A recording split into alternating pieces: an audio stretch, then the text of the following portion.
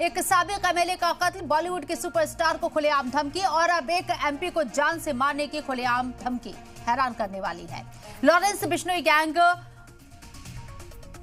System को चुनौती दे रहा है यहां और पुलिस खामोश है, चुप्पी साधे हुए है। आपको बता दें कि पूर्णिया से एमपी पप्पू यादव को धमकी वाले दो फोन कॉल आए हैं और कॉल करने वाले से एमपी को धमकी दी गई है।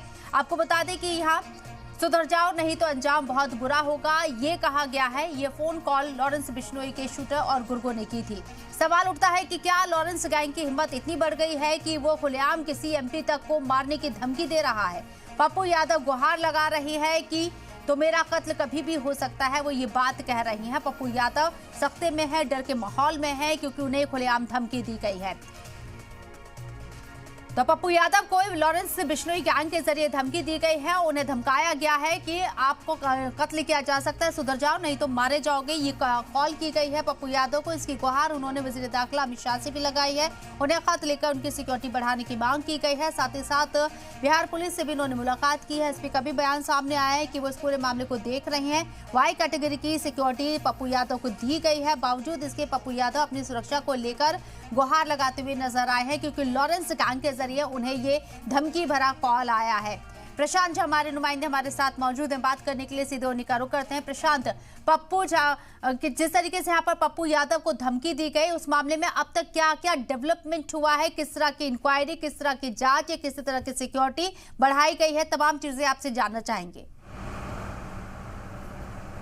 देखिए शबनम, पप्पू यादव को जैसे ही धमकी मिली उसके बाद से पप्पू यादव ने जो कोशी रेंज है वहाँ के आईजी से मुलाकात की, एसपी से मुलाकात की, बिहार के डीजीपी को उन्होंने लेटर लिखा है और साथ में देश के गृह मंत्री को भी पत्र लिखा है और उसमें उन्होंने कहा है कि जो उनको वाई श्रेणी की कैटेगरी की जो सुरक्षा मिली हुई है अब उसको जेड श्रेणी की जाए क्योंकि उनके ऊपर लॉरेंस बिश्नोई गैंग का पूरी तरह से नजर है और लगातार उनको वो धमकी दे रहा है, उनको जान मारने की धमकी दे रहा है। तो इसको लेकर के उन्होंने लेटर भी लिखा है।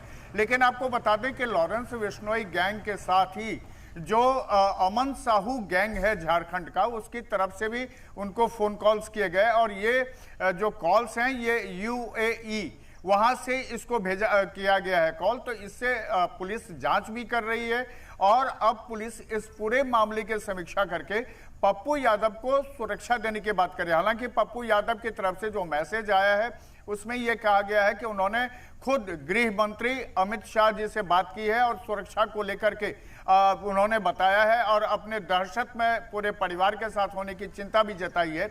इसके बाद पूरे मामले को लेकर के बिहार पुलिस भी समीक्षा कर रही है, समीक्षा बैठक कर रही है कि पप्पू यादव को कैसे ऐसी सुरक्षा दी जाए जिससे कि उनके जानमाल पर कोई खतरा ना हो और इसको लेकर के समीक्षा बैठक चल रही है।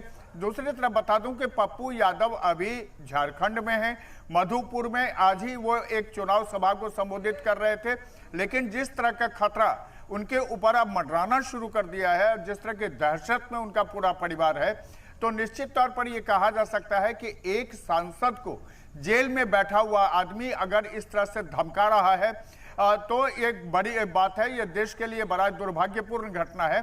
और एक बात शबनम आप बता दूं कि जब बाबा सिद्दीकी की हत्या हुई थी उसके बाद पप्पू यादव ने लॉरेंस बिश्नोई को चैलेंज भी किया था और सरकार से उन्होंने कहा भी था कि उनको महज 24 घंटा का समय दिया जाए तो लॉरेंस बिश्नोई जैसे जो चुटपुजिया जो अपराधी हैं उस गिरोह को वो खत्म कर सकते हैं। इसके बाद से ही पप्पू यादव पर जो है वो धमकी आने शुरू हो गए।